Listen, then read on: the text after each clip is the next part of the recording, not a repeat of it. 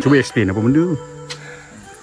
Vein ni dia kebiasaannya quartz vein ni kita boleh jumpa dekat batu. Dia ada macam vein tu kira macam kita punya vein macam tu lah. Dia satu panjang macam tu, dia satu seliran.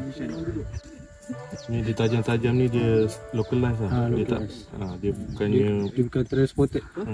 Normally kalau kita nak pasir sungai yang bulat-bulat tu kita transported lah. Dia boleh jadi bulat. So ini dia tajam. Dia tajam dia ada. Ni kawasan virgin lah.